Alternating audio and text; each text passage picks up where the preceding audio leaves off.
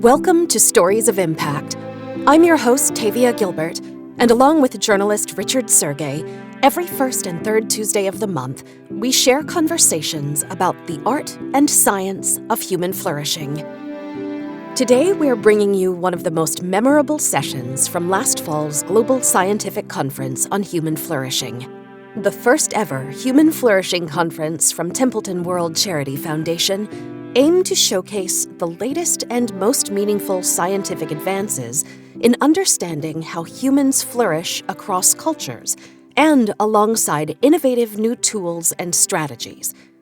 And the conversation on climate change and other global challenges to human flourishing was one we haven't been able to stop thinking about since. We hope it's meaningful for you too. My name is Philip Ball, and I'm a science writer and author. And this is really a difficult time to be talking about human flourishing for many reasons, and perhaps that makes it all the more important to do so. We seem already to be facing the first consequences of the crises in climate and environment that scientists and others have been warning us about for several decades now. Just in the past year, we've seen temperature records broken in heat waves all around the world, accompanied by wildfires and drought, of which the current terrible crisis in Somalia is one of the worst. Lakes and rivers have simply vanished, and crop yields have been decimated, and so forth. And at the same time, there have been the kinds of episodes of extreme weather, like hurricanes and floods, that climate scientists have also long predicted. So if we've not already been directly affected by climate change, then surely we are soon all going to be in one way or another. And still, as I think shown recently at the COP27 meeting in Egypt and the G20 summit in Bali, still there does not seem to be the political will that the world needs to truly address these problems. So how, in the face of this, do we not simply despair or just succumb to a kind of helpless apathy?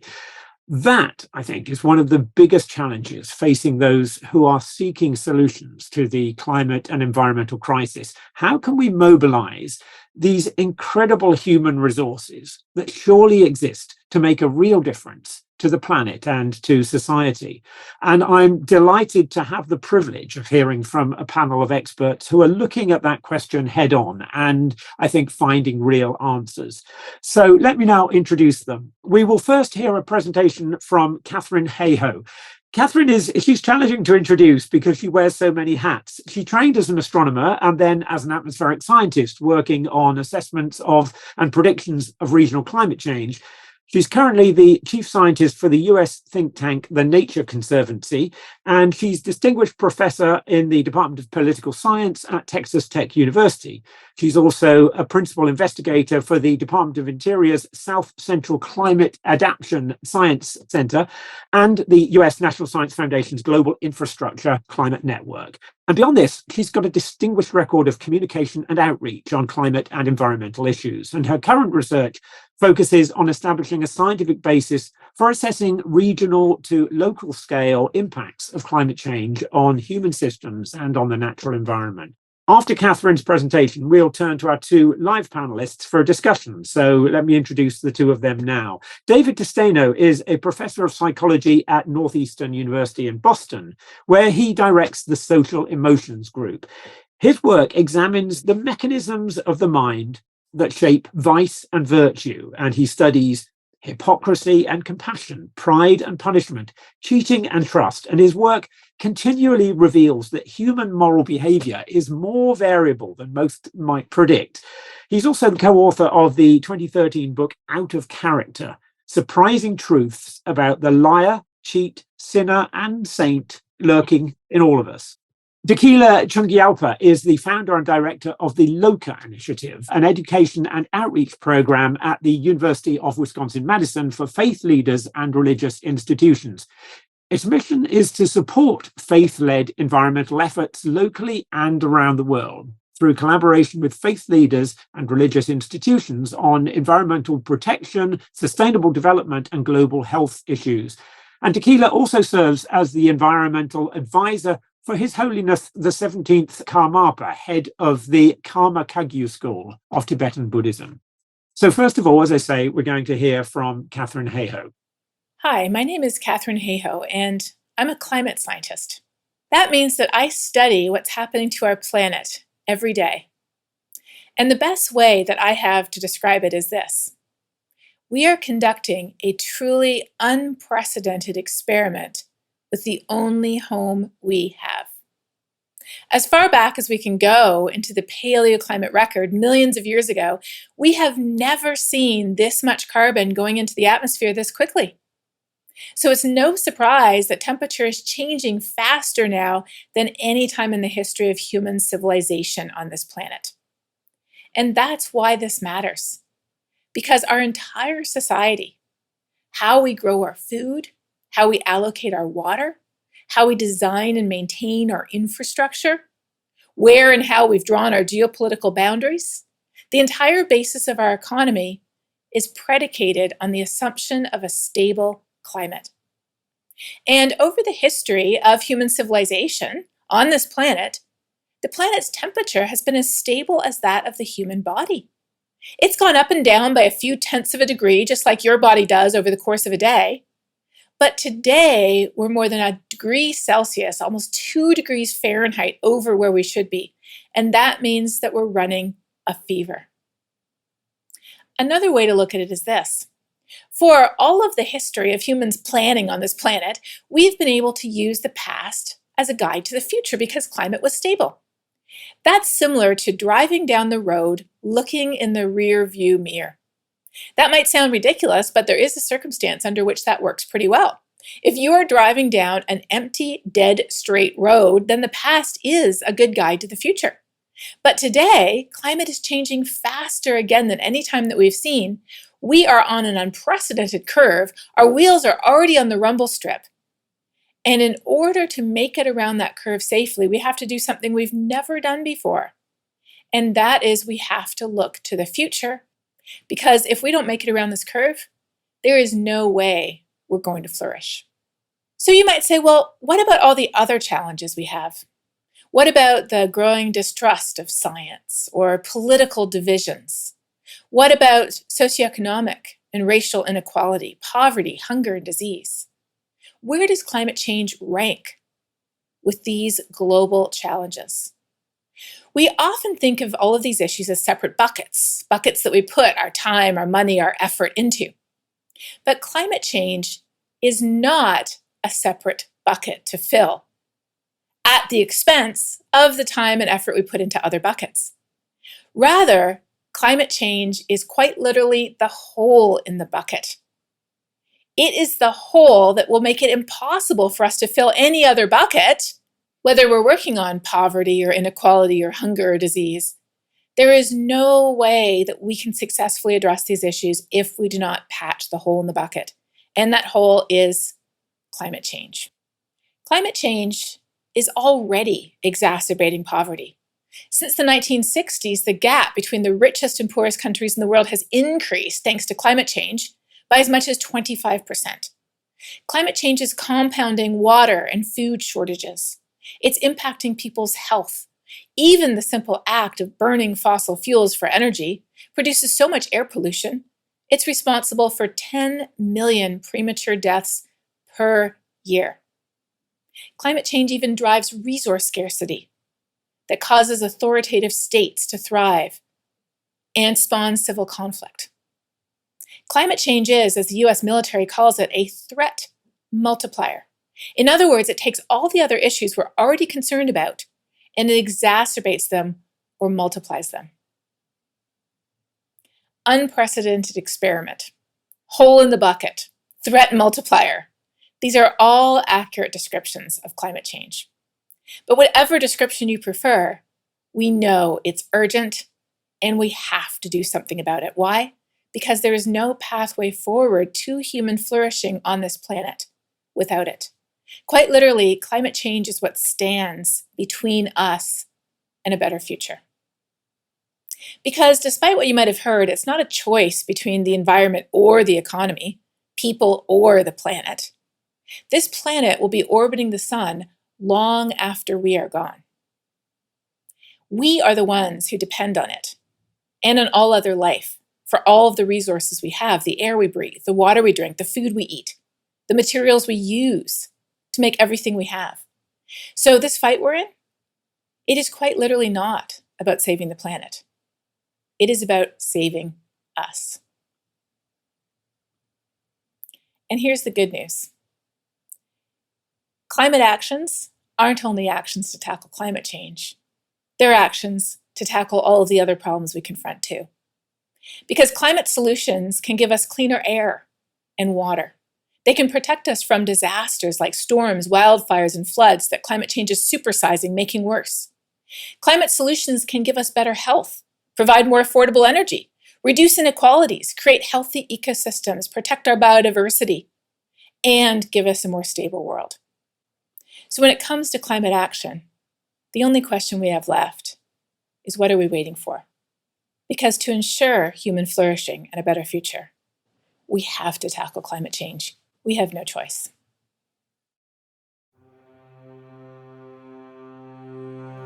To err is human, to forgive divine.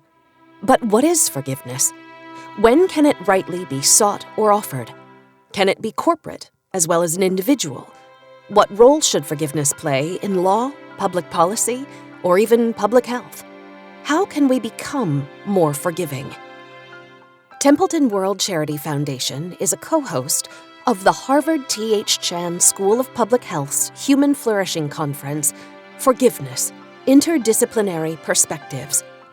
On April 21st and 22nd, eminent scholars and practitioners from philosophy, theology, psychology, law, peace studies, and public health will gather together to consider forgiveness. The conference will be hosted in Harvard's Memorial Church and is open to the public, but registration is necessary.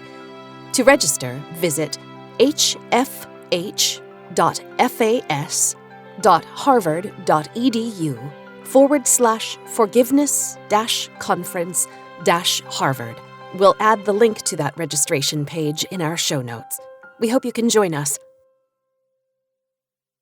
I want to turn now to our two panelists who are with us live, David and Dekila. David, if I could turn to you first of all, can you tell us what your work has taught you about how, including the varieties of how people respond to a challenge like the one that we're facing with climate change? Sure. I mean, the first thing I want to say is, you might be wondering why, as a psychologist here, I'm not studying the science of climate change, but for all the wonderful technologies we have, it's people who have to make the decisions to use them and the decisions to accept some sacrifices to ensure a better future. And so a lot of what I look at in my research is how people make those decisions. And what we know about humans in general is we tend to discount threats in the future and we like immediate gratification. But solving the climate problem really requires all of us to accept a little sacrifice now for gains later. Maybe a little more money in terms of cleaner energy than we'd like to pay, maybe raising our thermostats so that we're not using as much to keep our houses too cool for our own comfort. And what my research looks at is, how do we get people to make those sacrifices, to work for the greater good instead of their own comfort or convenience in the first place? And one thing we found is that people's emotional states can have a huge influence here, right? The reason we often pay people back is we feel grateful to them. The reason we pay things forward and accept sacrifices to help others is we feel compassion for them. And so what we found in our work is that by cultivating these emotions, people will make more environmental decisions. Let me just give you one quick example.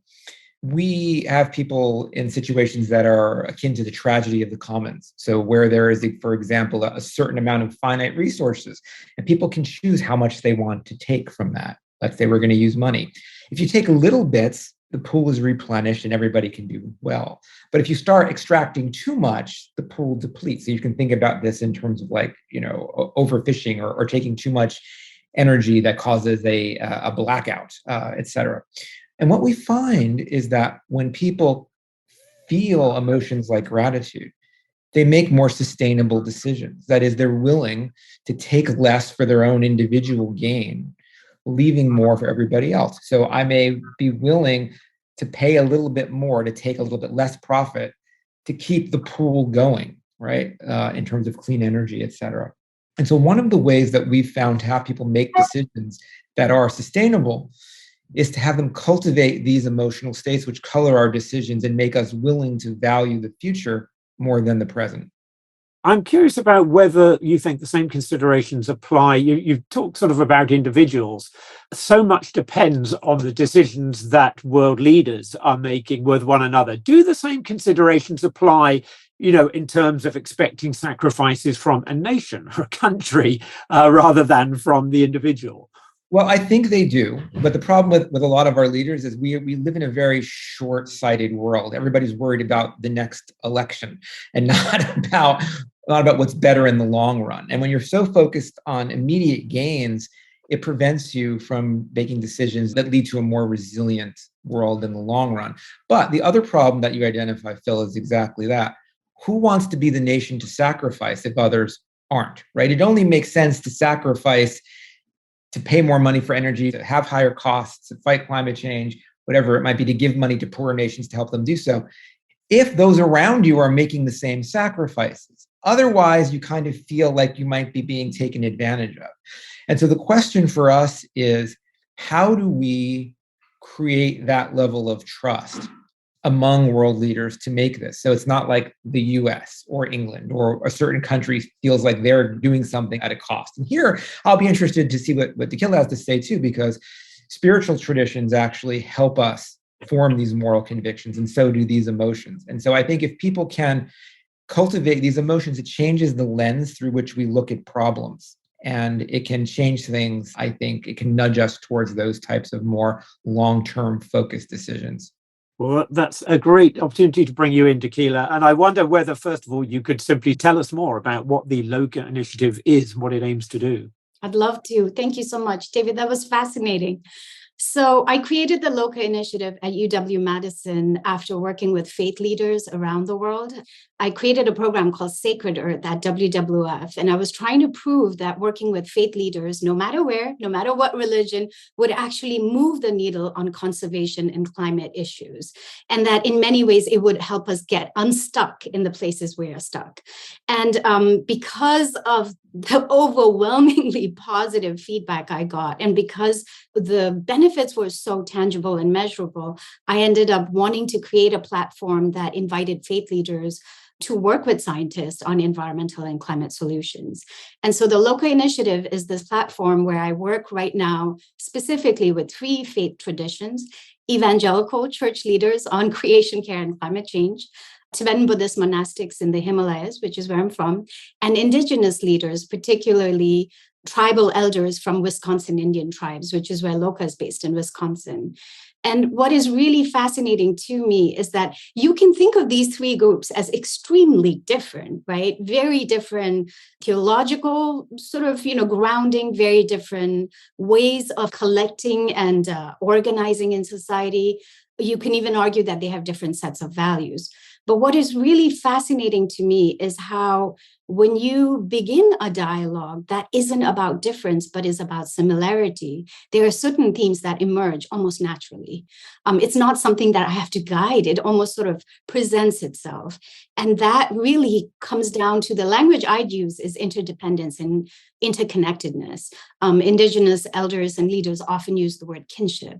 And so what I see when I work with religions and I work with faith leaders in particular is that there is this natural understanding that the problems that you just described when you talked about climate change, that we are dealing with the impacts of systemic problems, that these are actually not individualistic problems. And therefore, what is required is that we become more collectivist in our approach towards flourishing, towards addressing these problems.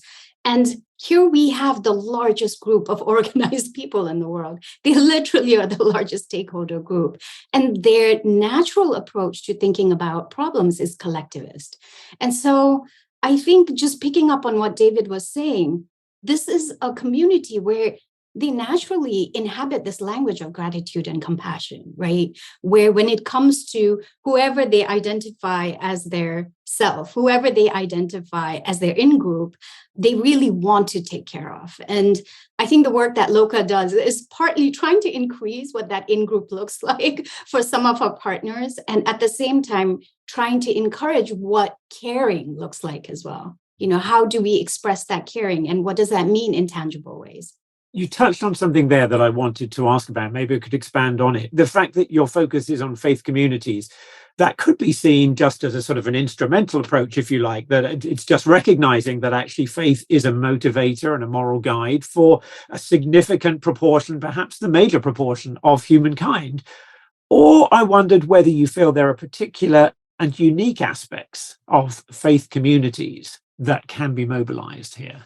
Mm-hmm. So I think the answer is somewhat in your question when you say, is it a transactional reason to work with faiths, or is there a more direct imperative, right? Depending on the audience, I change my answer. I often, in front of scientists, give transactional reasons. 80% of the world population subscribes to a faith, right? Half of all the schools worldwide are run by faiths. Faiths directly own 8% of inhabitable land.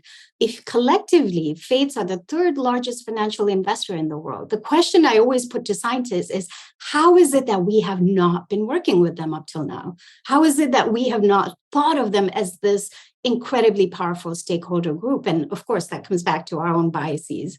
But I do think there is a much deeper moral imperative for why we need to engage religious traditions. And that is because spiritual wisdom, and I'm actually paraphrasing Bill McKibben, but spiritual traditions are the one space that we have left where we do not calculate human existence in materialistic terms, where we do not say the sum total of a human existence, of human life's worth is actually money, right? It's physical success, are all the trappings, the houses, the cars, and so on. This is still the space that is in some sense beyond neoliberalism, beyond this definition of how we decide what matters in human life. And I think spiritual wisdom provides a basis for emotional and social resilience that is often undervalued by science. And when it comes down to it, faith leaders are so naturally suited to address the root causes of environmental degradation, including human greed and grasping, right? Including this sort of addiction we have to consumerism to fill this, this empty space inside of us. Spiritual tradition actually allows us to get and deal with that space that we want to ignore, right? And so I see multiple reasons why we could be discussing with faith leaders how we address larger systemic problems, not just in a transactional sort of, we need your clout way, but also to engage human beings in a dialogue that I think is much needed. There is a reason why chronic loneliness is such an epidemic in highly consumeristic individual societies. And so how do we talk about issues like that and connect it to climate change? I completely agree with what Dekila is saying. And I think we scientists, and I'm probably in the minority among my peers, but I'm working hard to change this. We need to look to spiritual traditions, not to the theology, right? Science cannot prove if God exists. That's not a question we're equipped to answer. But for millennia, right, a lot of moral decision-making, a lot of cooperation, which is what's going to be required to combat climate change, came from spiritual traditions, and not just the belief systems, but also the practices. And I think Dekila is hitting on an important point there. When you engage in spiritual practices, it tends to cultivate these emotions in you. Prayer, blessings of gratitude, things that meditation enhances compassion. We have research showing that. And to the extent that those emotions become more a part of a person's life, they affect the decisions we make. We bring people into our lab, and we can have them count their blessings either to God or to fate or whatever it might be. It doesn't matter. But when they feel that gratitude, they make economic and moral decisions that more value the other and value the future. And put together, that's what it's going to take for climate change. It's going to take people willing to make decisions that say, I'm willing to sacrifice a little of my comfort, my profit, whatever it might be, so that I can ensure a better world for others around me and for future generations. And those emotions, when you feel them, color the mind's computations to make those outcomes more acceptable.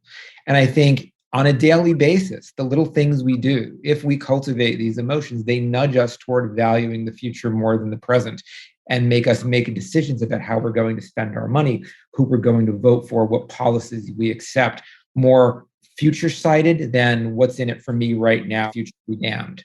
Well, this leads me to a question that I wanted to put to both of you, which is that there's one way of approaching this question to consider how to cultivate altruism, compassion for one another, interpersonal relationships. But there's also the other aspect that I think is certainly present in, as far as I can see, all of the world's major faiths, of something more than that. It's something outside ourselves and outside the human, really a deep respect for the world that we're given.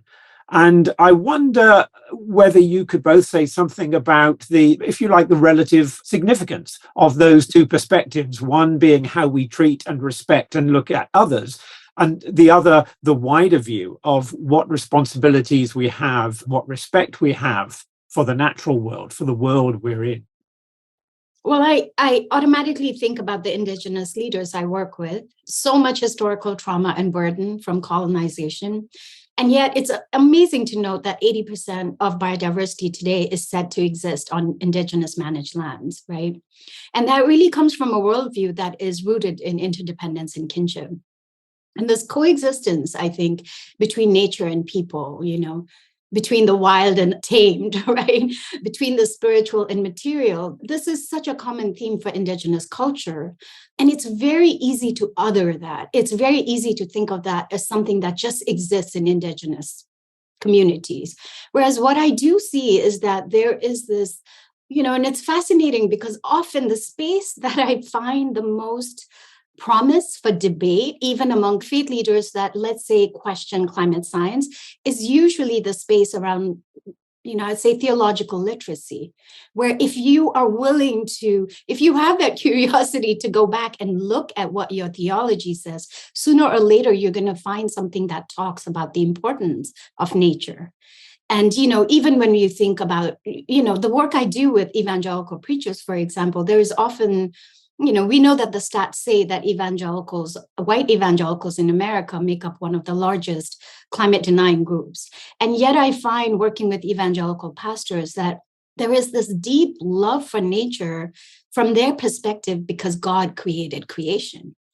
And God spent many more days creating creation than he did creating man, right? And so there is this, just in that space, there is a willingness to have this debate around, well, what does that mean in terms of responsibility? What does that mean for evangelicals in terms of responsibility? We just wrapped up a week-long convening where we brought 18 evangelical pastors to have this dialogue. And what was fascinating to me was, David brought this up earlier, almost every breakthrough happened from the space and from the conversation around gratitude. Almost every breakthrough that we had in this convening was because of the sense of gratitude they feel to the Creator. And then this desire to respond, right? And it was fascinating because as someone who's been raised and who's trained in the Buddhist tradition, it was fascinating to see how what I'm actually seeing is what I would call this direct access to interdependence, right? Prajnaparamita is the phrase that we would use. And it really came because of that space of gratitude. So I think when we think about how faith leaders can engage or how faith leaders can contribute, what would be fascinating is just increasing the number of conversations we have around gratitude and our planet. How none of us can exist without the planet, right? Even the oxygen we're inhaling right now comes from outside of us. And maybe that is the conversation we request all faith leaders to start leading with. Yeah, I mean, we do difficult things, sometimes because we think we should, but when we do them because we think we should, we often do them with regret or hesitance or trepidation. Sometimes we do difficult things because we feel we should. And when we feel we should, think about if you love a child or love a parent or love someone, how much you will do for them that involves sacrifice. By cultivating those emotions, it just changes what we value. And so I was really interested to hear Dekila say that when people thought about gratitude, that's what broke through, right? That's what breaks down those defenses. I think oftentimes, especially in the US, there is this kind of conflation of religion and spirituality with politics.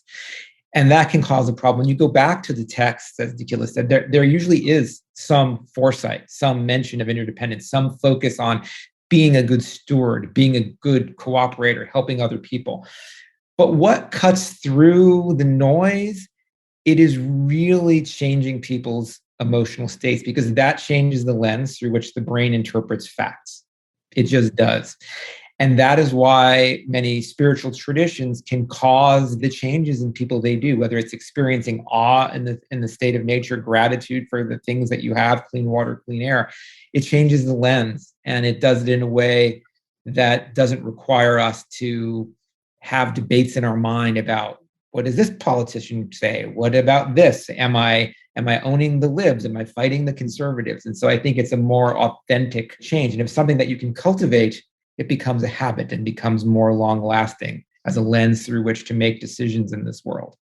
Well, this sounds to me as though it has implications for the way we communicate, the way we talk about climate change and the environmental threats we face. And this is something that as a science communicator I struggle with, that the temptation is to say, look how bad things are, look at what the projections are for the future, how much worse they could get. This is really alarming, isn't it? We have to do something about it. And I think there has to be some of that sort of fact-based communication, but from what both of you are saying, that's not what is going to make the difference to the way people might choose to act. Yeah, one thing we know from psychology is that fear appeals, as we're saying, look at these terrible things that are going to happen. Unless you give people a concrete route to deal with that, they kind of just shy away from it. But the problem with climate change is the concrete route to change it is often something they don't want to do, because it also involves sacrifice. It's not like, here, take this pill or go get a cancer screening and you'll be fine. And so the question is, here's the strategy. How do we make it more acceptable to you? How do we make this sacrifice something that you're willing to accept?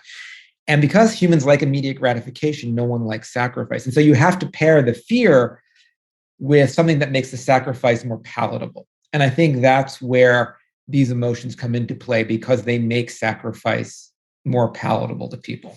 So if you can mix those at the same time, you're going to have a better outcome than just making people afraid and saying, well, the choice is to tune out and not think about the bad thing that's coming, or this other option, which feels really bad and you don't want to do either. And Dekila, have you seen, in the course of the work that you've done, have you seen perceptions and attitudes change, in particular communities? And if you have, and I hope you have, are you aware of what it was that really precipitated that change? Mm-hmm. When it comes to faith groups, so yes, definitely. I began working, I didn't mean to. My background was conservation. I worked for WWF. I just volunteered to work with one Tibetan Buddhist group in the Himalayas on my private time. And what emerged from that was what I saw, I created environmental guidelines for Tibetan Buddhist monasteries in the Himalayas. And what I got in response was an absolute clamoring for science, was this really deep desire from the monastics. And we were talking about all across the Himalayas saying, train us. The guidelines are not enough. And so I ended up creating these trainings for them. And they decided to self-organize into an association. And before I knew it, there was an eco-monastic movement in the Himalayas that had no plans of setting off. But what I've seen, it's been, almost 14, 15 years now with that work. And what's fascinating to me is how religious norms and cultural norms have shifted in monasteries that have decided to own this work. So they are self-organized under the umbrella Koryuk, which means environment in Tibetan. And we're talking about 50 plus monasteries all across the Himalayas, from Ladakh to Bhutan, for those of you who know the region. And when they initially started doing this work, their reasoning was really simplistic. It was, the head of my monastic order said we should become better environmentalists. So here we are, right? Very simplistic. And at some point, that work started becoming a source of pride for them because they were getting attention for it. But what was really fascinating too was that it ended up being a defining factor for them. So each monastery was choosing to define themselves as an eco-monastery. And there was this loop that was happening of positive reinforcement. And what I've seen over time is that as monasteries shift towards environmental behavior, they seem to, if anything, take a great deal of, I would say the word joy. We don't use that word enough, in scientific surroundings. They take so much joy in not just being the leader, but also being the teacher, right? So here, to give you a sense of what the context is, climate change is ravaging the Himalayas. Whether it's the price of onions, whether it's drought, whether it's electricity, every aspect of people's lives are affected by climate change. And so all of a sudden, you have a group of people who've been told their purpose is religious, and in a very specific, narrow sector, all of a sudden, they're being told that they are problem solvers and that what they do affects the community in a tangible way. And they've really risen to that challenge. And I see this with every religious group I've worked with, that at some point, it crosses that boundary of their own institutional sort of influence, right? It goes into society and the role they can play as moral leaders. And they sort of, there's a real thirst for that and a desire to take that space. To me, it's so obvious that they are our natural partner when it comes to climate and environmental issues for that reason, because they are self-motivated. And I cannot emphasize that enough, having worked with governments and corporations, that to have this powerful social entity that is self-motivated to do good, it does not need to be convinced, does not make arguments based on GDP, does not need to be bribed, does not think about the ultimate criteria for success being monetary, right? They really are focused on the well-being of society in general. So I think what I see is actually really positive change in religious institutions. But one thing I do want to say also is that I see a great deal of hope in the fact that people's attitudes in America towards climate change has completely shifted.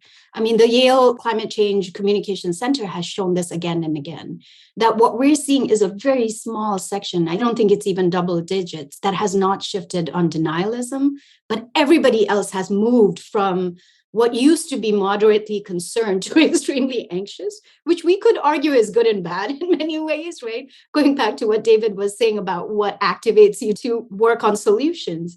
But I think that is promising, and we have to see that as an opportunity. Well, we have just a few minutes left, and Dekila, you've already addressed the question I wanted to put to both of you at the end, which is there ground for hope? And thank you so much for giving me some, at least. It is so good to hear that. David, I wonder if I could put that to you. Do you see grounds that something really can shift in the way people think about these challenges? I think there is. I think the idea is changing. A good friend of mine, Subi Rangan, who's a professor at INSEAD in Paris, talks about exactly what Dekila was saying. For a long time, government leaders, businesses, they would make decisions by what are the probabilities X, Y, and Z are going to happen? How can we optimize our financial outcomes? Blah, blah, blah.